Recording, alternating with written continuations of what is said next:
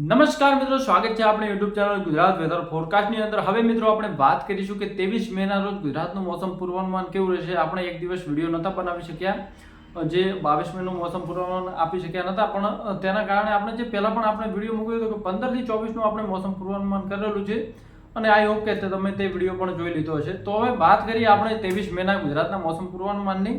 તો મિત્રો કોઈ વરસાદની તો સમગ્ર ગુજરાતમાં નહીવત શક્યતા જોવા મળે છે, કારણ કે કોઈ એવી સિસ્ટમ હાલ સક્રિય નથી, કોઈ સાયક્લોનિક સર્ક્યુલેશન કે કોઈ ડબલ્યુડી જે જમ્મુ કાશ્મીર આસપાસ પણ જોવા મળતો નથી, વેસ્ટર્ન ડિસ્ટર્બન્સ। તેના કારણે ગુજરાતમાં તો સાવ કોઈ પણ એવી એક્ટિવિટી જોવા મળે છે નહીં વરસાદી, કે જ્યાં વરસાદ પડી શકે છે, ઝાપટું પડી શકે છે, ક્યાંક વરસાદ રૂપી છાંટા પડી શકે, ગાજવીજ, એવી કોઈ સંભાવના હાલ ગુજરાતમાં જોવા મળી રહી નથી।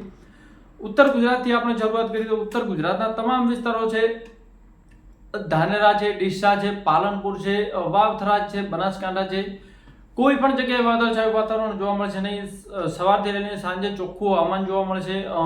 આંધી જેવી જે અમુક જગ્યાએ પવન ફૂંકાવાના કારણે આસમાનમાં ધૂળ ઉડી શકે છે, ધૂળની ડમરી તમને જોવા મળશે, જે તડકો અવરોધિત કરશે, તેના કારણે થોડોક તાપમાનમાં ઘટાડો જોવા મળશે। પણ અમુક જગ્યાએ તાપમાન જે થોડું વધુ જઈ શકે છે, કારણ કે આપણે જે ગુજરાતમાં અનેક જગ્યાએ સિટી વિસ્તાર છે, જે શહેરી વિસ્તાર છે, ત્યાં તાપમાન થોડું આપણને વધુ જોવા મળશે, કારણ કે જે પાલનપુર જેવી મોટી સિટીઓ છે ત્યાં તાપમાનમાં થોડી આપણને વધારો જોવા મળતો છે। તો જે અંદાજિત આપણું તાપમાન છે ઉત્તર ગુજરાતનું, તેનું તાપમાન અંદાજિત જે 41 થી 42 સેલ્સિયસ સુધી જોવા મળશે, તેનાથી વધુ જોવાની કોઈ શક્યતા નથી। વરસાદ નહીવત જોવા મળશે, પવનની સ્પીડ 8 થી 12 કિમીની જોવા મળશે, તેનાથી વધુ પવન પણ જોવા મળશે નહીં, કારણ કે કોઈ એવી પવનો નથી જે અતિશય વધી શકે, કારણ કે જ્યારે પવનો વધે છે ત્યારે કોઈ એવી સિસ્ટમ હોય છે તેના કારણે પવનો વધતા હોય છે, ક્યાં તો કોઈ હવામાનનું હળવું દબાણ હોય છે ત્યારે પવન વધતા હોય છે। બાકી હાલ જો ઉત્તર ગુજરાતની વાત કરીએ તો એવું કોઈ ગુજરાતની સિસ્ટમ નથી કે જે પવનો વધારવામાં પણ મદદરૂપ કરે। તો નોર્મલી પવન આવતો રહેશે, ગરમીમાં થોડી રાહત જોવા મળશે પવનના કારણે। વાત કરીએ મધ્ય ગુજરાતનું, મધ્ય ગુજરાતના તમામ વિસ્તારો સૂકા અને સાફ જોવા મળશે, શુષ્ક મોસમ જોવા મળશે, કોઈ પણ વાદળછાયું વાતાવરણ જોવા મળશે નહીં।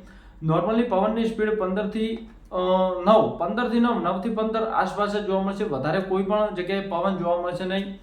વાત કરીએ તાપમાનની તો અમુક શહેરી વિસ્તાર છે મધ્ય ગુજરાતની અંદર, તો તેમાં તાપમાન 44 સેલ્સિયસ સુધી જઈ શકે છે, પણ આપણે જે અંદાજિત તાપમાન હોય છે જે 42 થી 43 સેલ્સિયસ સુધી જોવા મળશે મધ્ય ગુજરાતનું।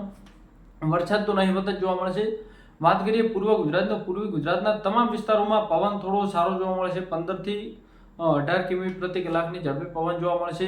વરસાદ નહીવત જોવા મળશે, ક્યાંક આસમાનમાં સવારના સમયે વાદળ જોવા મળે, પણ જે પવનોના કારણે, જે દરિયાઈ પવનોના કારણે જે વાદળો બંધાતા હોય છે અને ગરમીના સમયે તે ફેલાઈ જતા હોય છે, તેવા વાદળો જોવા મળશે।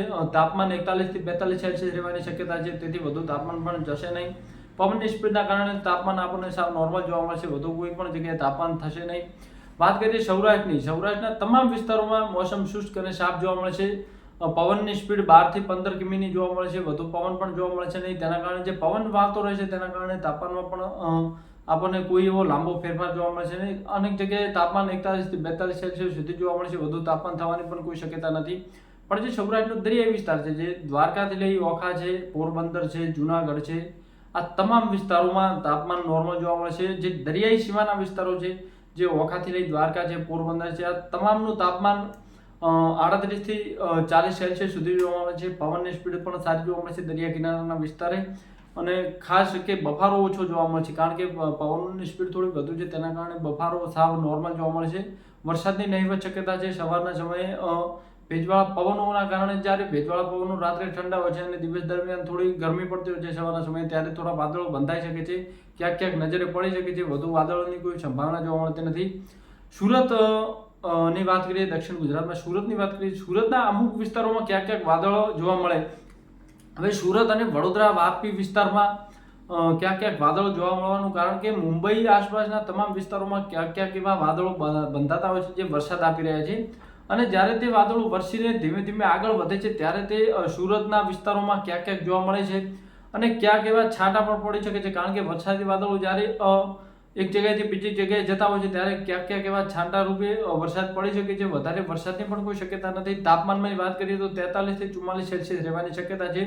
પવનની સ્પીડ થોડી સારી જોવા મળશે, તેના કારણે તાપમાનમાં થોડી રાહત જોવા મળશે, પણ અંદાજિત 44 સેલ્સિયસ સુધી તાપમાન તો જોવા જ મળશે। અંદાજિત જે તાપમાન હોય છે બાકી પવનના કારણે તાપમાનમાં ઘટાડો થાય છે એ અલગ વસ્તુ છે. બાકી જે તાપમાન છે તે 43 થી 44 સેલ્સિયસ સુધી બપોરનું જે તાપમાન છે તે આટલું નોંધાવાની પૂરેપૂરી શક્યતા છે. કચ્છની વાત કરીએ તો કચ્છના તમામ વિસ્તારો સૂકા અને સાફ જોવા મળે છે. પવનની સ્પીડ નોર્મલ 10 થી 12 કિમીની જોવા મળે છે. વધારે પવન પણ જોવા મળે છે નહીં. દરિયાઈ પવનો આવતા રહે છે, તેના કારણે થોડો બફારો વધુ જોવા મળે છે. તાપમાન 40 થી 42 સેલ્સિયસ સુધી જોવા મળે છે. વધારે તાપમાનની પણ કોઈ ત્યાં તીવ્રતા જોવા મળે છે નહીં. નોર્મલી પવન ફૂંકાતા રહે છે, તેના કારણે બફારો અને ભેજથી થોડી રાહત મળે છે. પણ જે બફારો છે તે થોડો વધુ જોવા મળે છે, કારણ કે કોઈ એવા વૃક્ષો અતિશય નથી જે રણ વિસ્તાર છે કચ્છમાં, તો તેના કારણે લૂ ટાઈપના પવનો જોવા મળે, થોડીક પરેશાની થઈ શકે છે અને થોડીક રાહત પણ મળી શકે છે. બપોર પછીના સમયે થોડું પવનની તીવ્રતા થોડી વધુ જોવા મળે છે, તેના કારણે થોડી રાહત થઈ શકે છે. વરસાદની નહિવત શક્યતા છે. હવે આપણે આટલું અપડેટ આપીશું 24 તારીખ પછી, જે આપણે વીકલી ડેટા બતાવીશું કે 7 દિવસની અંદર ગુજરાતનું મોસમ પૂર્વાનુમાન કેવું રહેશે. આજ માટે આટલું જ. ધન્યવાદ. વિડીયો પસંદ આવે તો લાઇક, શેર અને સબસ્ક્રાઇબ કરવાનું ભૂલશો નહીં. ધન્યવાદ.